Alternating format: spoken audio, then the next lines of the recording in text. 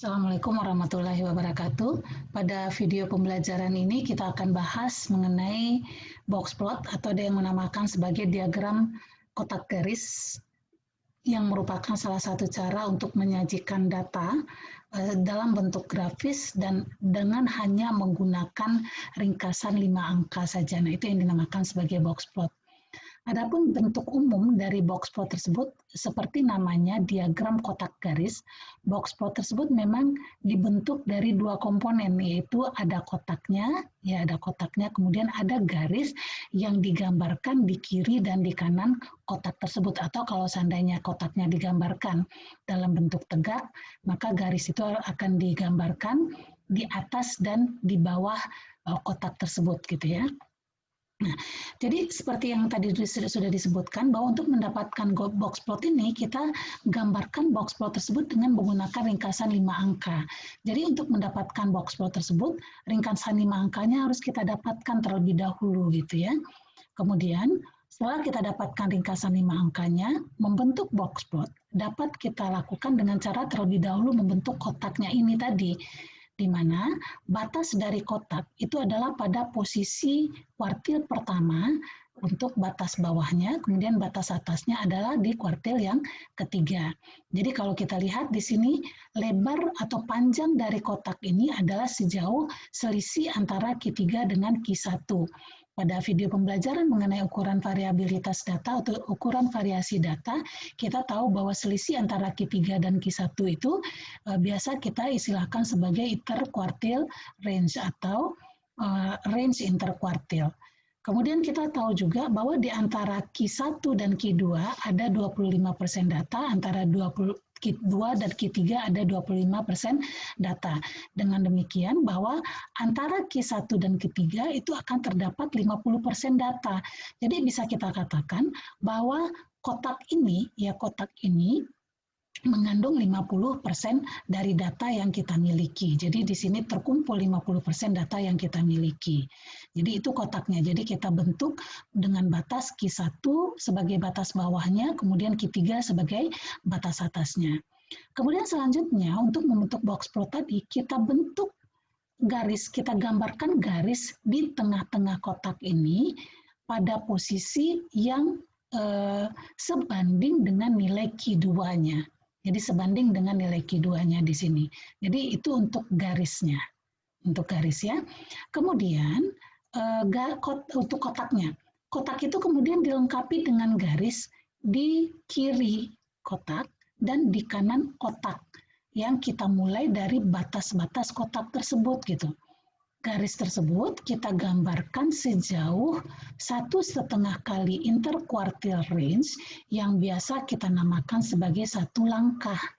Ya, nah garis sejauh 1 langkah tersebut kita buat di kiri kotak dan juga di kanan kotak. Jadi kita gambarkan sejauh 1 langkah juga, sehingga garis itu nanti akan kita gambarkan mulai dari Q1 nanti sampai di sini berarti Q1 kita kurangkan dengan 1 langkah di sini. Kemudian di kanannya juga berarti kita gambarkan sejauh dari Q3 sampai Q3 tambah 1 langkah. Nah, inilah bentuk dari diagram kotak garis tersebut. Nah, kemudian ada kemungkinan bahwa terdapat data yang berada di luar serang dari Q3 kurang 1 langkah dan Q1 kurang 1 langkah dan Q3 tambah 1 langkah gitu. Jadi mungkin ada data yang nilainya kurang daripada Q1 kurang L, dan ada data yang nilainya lebih daripada Q3 kurang L. Jadi ini Q3 kurang L ini harusnya dituliskan di sini ya. Jadi mungkin ada data yang nilainya lebih dari Q3 kurang L atau kurang dari Q1 kurang L. Nah, data yang semacam itu biasanya kita namakan sebagai data pencilan, di mana data pencilan itu biasa kita notasikan atau kita lambangkan dengan tanda bintang. Pencilan itu bisa terjadi karena bernilai lebih daripada Q3 tambah L, bisa juga terjadi karena nilainya kurang daripada Q1 kurang L. Nah, ini juga data pencilan namanya. Ya, jadi kira-kira seperti itu bentuk umum dari suatu diagram kotak garis. Tapi ada kasus-kasus di mana kita tidak perlu menggambarkan garis ini sejauh satu langkah tersebut gitu. Kadang-kadang kita cukup potong sampai separuhnya saja, misalkan seperti itulah gitu ya. Nah, kapan itu terjadi? Misalkan seperti ini ya, misalkan seperti ini. Kita sudah gambarkan batas kotaknya di Q1, Q2, Q3, kemudian sudah dibentuk Q2-nya, kemudian sudah kita hitung satu langkahnya, ini juga sudah kita hitung satu langkah, sehingga kita buat garis di sini sampai Q1 kurang L, kemudian di sini sampai Q3 tambah L.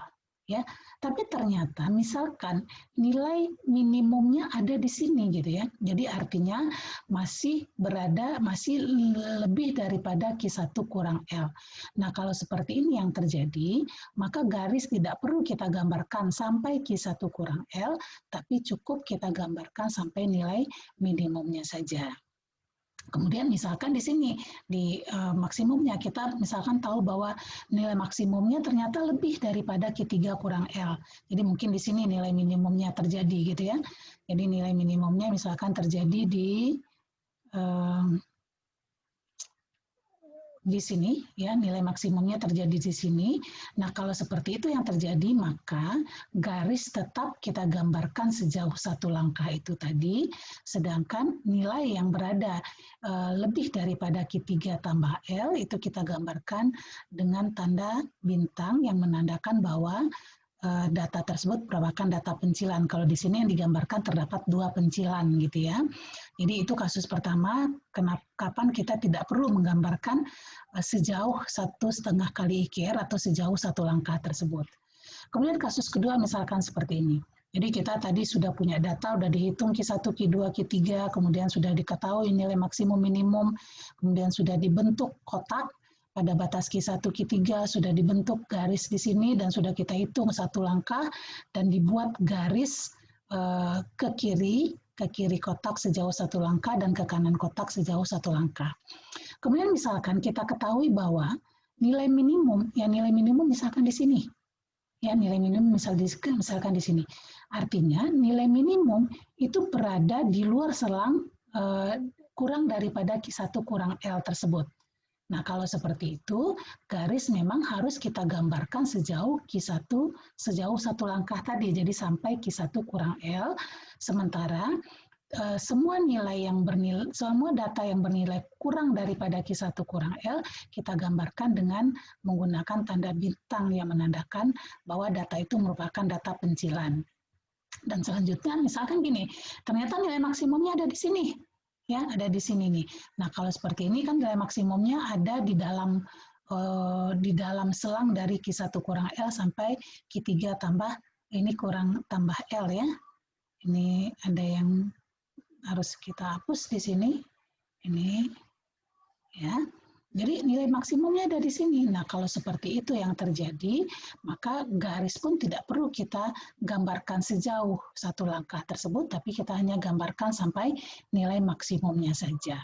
Oke, jadi kira-kira seperti itu cara kita membentuk diagram kotak garis tersebut. Nah, sebagai resume, kita bisa tuliskan langkah-langkah pembentukan box plot itu adalah sebagai berikut. Ya. Langkah pertama dalam pembentukan box plot tersebut adalah tentukan ringkasan 5 angka dari data. Nah, kadang-kadang kita juga memerlukan informasi mengenai beberapa data yang lain gitu ya, yang terutama data terkecil dan data yang terbesar. Jadi mungkin 3 data terkecil atau 3 data terbesar ya, seperti itulah gitu ya. Nah, kemudian langkah kedua kita buat kotak yang batas bawahnya adalah Q1 dan batas atasnya Q3. Kemudian kita tambahkan garis dalam kotak pada posisi Q2.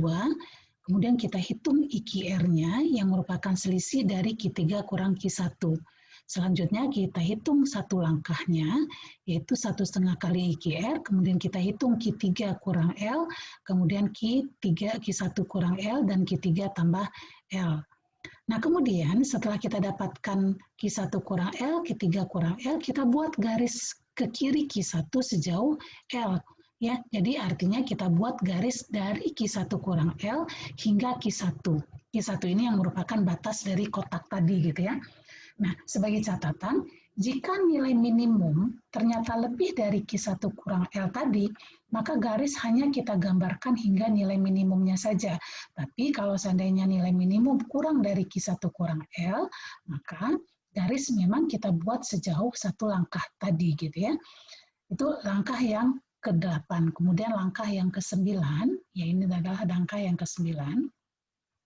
Kita buat garis ke kanan Q3 sejauh L. Jadi kita gambarkan garis dari Q3 hingga Q3 tambah L. Kembali lagi, sebagai catatan, jika nilai maksimum kurang dari Q3 kurang L, maka garis hanya kita gambarkan hingga nilai maksimumnya saja. Tapi jika nilai maksimumnya ternyata lebih dari Q3 tambah L, maka garis kita buat sejauh satu langkah tadi, jadi sampai Q3 tambah L. Kemudian langkah yang terakhir, ya pada langkah yang terakhir, kita gambarkan semua nilai atau semua data yang kurang dari Q1 kurang L dan lebih dari Q3 tambah L dengan menggunakan tanda bintang ini. Nah, nilai inilah yang data yang kita gambarkan dengan tanda bintang inilah yang kita namakan sebagai data pencilan. Ya, jadi kira-kira seperti itu cara langkah-langkah yang kita lakukan dalam pembentukan box plot tadi.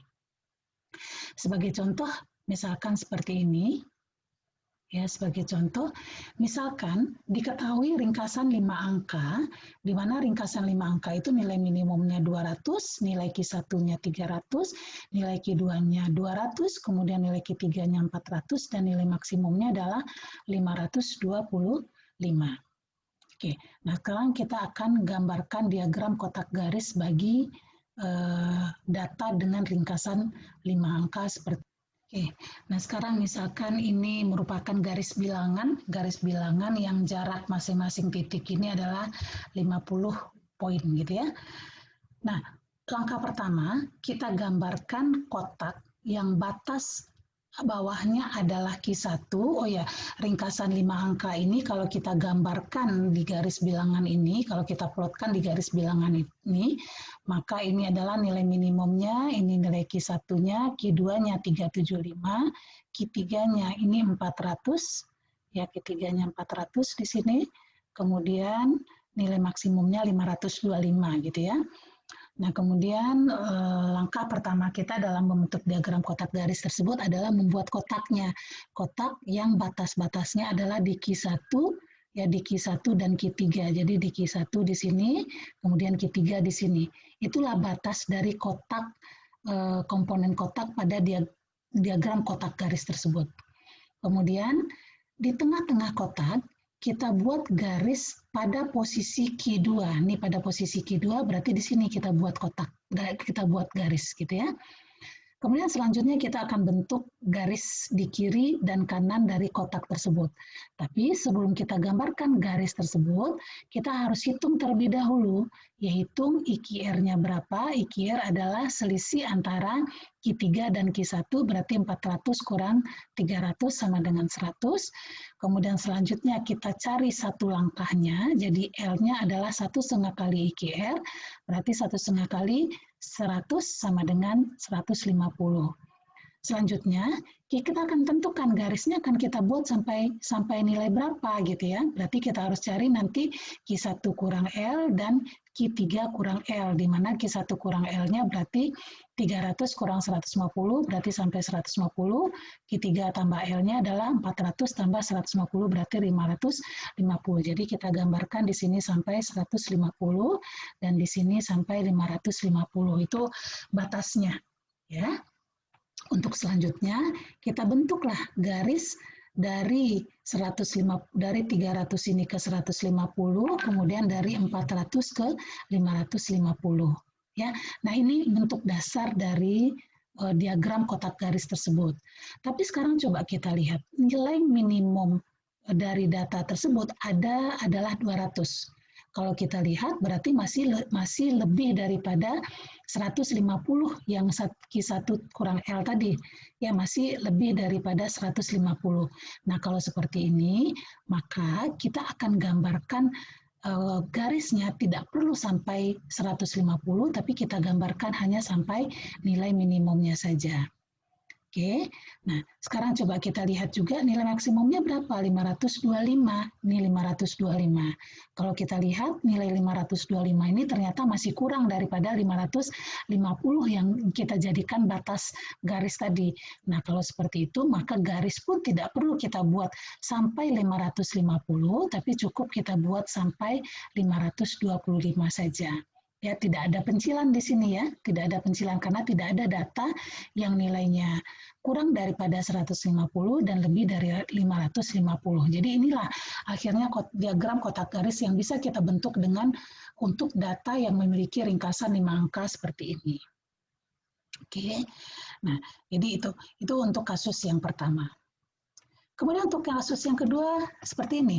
Misalkan diketahui ringkasan 5 angkanya itu nilai minimumnya 200, kemudian Q1-nya 300, Q2-nya 375, Q3-nya 400. Jadi sama seperti yang tadi. Hanya saja sekarang nilai maksimumnya bukan 525 lagi, tapi 600 di sini. Kemudian diketahui juga bahwa beberapa nilai yang tertinggi yang lain itu adalah 525, 575, dan 600. Jadi ini adalah 3 nilai yang tertinggi. Oke, nah karena Q1, Q2, dan Q3-nya sama seperti tadi, maka bentuk dari kotaknya persis sama seperti yang tadi sudah kita buat. Kemudian karena IQR, kemudian satu langkahnya dihitung hanya dari Q3 dan Q1 saja, maka akhirnya garis yang akan kita bentuk juga dari 100 sampai 150 di kiri, kemudian 150 di kiri dan 550 di kanan. Jadi ini bentuk dasarnya gitu ya, bentuk dasarnya. Sekarang coba kita cek nilai minimum. Nilai minimumnya adalah 200. Berarti kalau nilai minimumnya 200 berarti masih lebih daripada 150 ya. Berarti kalau seperti ini kita tidak perlu membuat garis sampai 150, cukup kita buat sampai nilai minimumnya saja. Kemudian di kanan nilai maksimumnya 600. Kalau nilai maksimum 600 berarti 600 itu di sini ya. Jadi lebih daripada batas 550 tadi. Sehingga karena nilai maksimumnya lebih daripada 550, maka garis harus kita buat sejauh satu langkah tadi. Ya. Jadi ini kita buat sejauh satu langkah. Nah, kalau kita lihat di sini ada batasnya tadi sampai 550 ya. Ternyata 3 nilai tertingginya 525, 575, dan 600. 525 kalau kita lihat masih kurang daripada 550. Tapi 575 dan 600 lebih daripada 550. Nah, jadi untuk data yang seperti itu kita gambarkan di diagram kotak garis ini dengan menggunakan tanda bintang yang posisinya adalah pada posisi nilai tersebut. Jadi ini pada posisi 575, ini juga pada posisi 600. Nah, nilai inilah yang kita namakan sebagai nilai pencilan. Jadi akhirnya bentuk diagram kotak garisnya adalah seperti ini. Ya, jadi kira-kira seperti itu. Oke, kita lanjutkan pada kasus yang lain. Kasus yang hampir sama ya, hanya saja di sini yang diketahui itu adalah 3 nilai minimum, yang paling 3 nilai terkecil gitu ya. Jadi 3 nilai terkecilnya adalah 100, 175, 200, sementara Q1, Q2, Q3-nya sama dengan kasus yang sebelumnya, kemudian nilai maksimumnya adalah 525.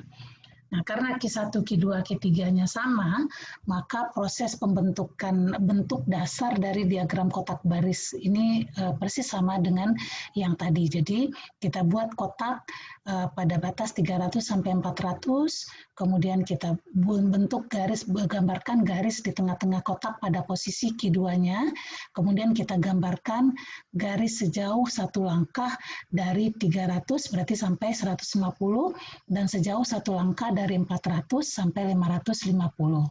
Nah, sekarang coba kita lihat. Di sini nilai terendahnya adalah 100. Ya, nilai terkecilnya adalah 100. Kalau kita lihat 100, nilai 100 ini kurang daripada 150. Nah, kalau kurang daripada 150, maka garis ini memang harus kita buat sampai 150. Ya, jadi sepanjang satu langkah. Terus kalau kita lihat di sini lagi bahwa ada tiga nilai terendah adalah 100, 175, 200. 175 dan 200 masih lebih daripada 150. Sementara nilai 100 kurang daripada 150. Nah, nilai ini digambarkan pada diagram kotak garis tersebut dengan menggunakan tanda bintang yang menandakan bahwa data ini merupakan data pencilan. Jadi kita gambarkan pada posisi 100 di sini ya. Nah, jadi itu untuk garis yang ada di sebelah kiri.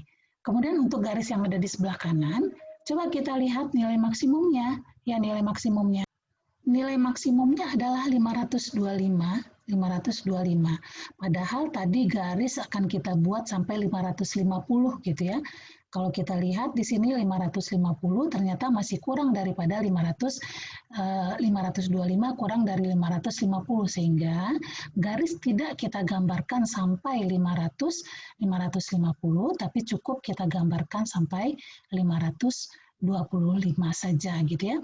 Sehingga akhirnya inilah bentuk diagram kotak garis yang bisa kita buat dari data yang memiliki ringkasan 5 angka seperti ini. Baik, demikian video pembelajaran kita mengenai box plot. Untuk lebih jelas, saudara bisa cobakan soal ini. Di sini dikatakan bahwa ini adalah penilaian yang diberikan oleh seorang pengamat pariwisata terhadap 25 hotel. Jadi hotel A sampai hotel Y di sini, ya. Nah, penilaian yang diberikan itu adalah seperti ini. Kemudian yang diminta dari saudara, tentukan ringkasan 5 angka dari data tersebut, kemudian bentuk box plot bagi data tersebut. Baiklah, mudah-mudahan video pembelajaran ini bermanfaat dan selamat belajar.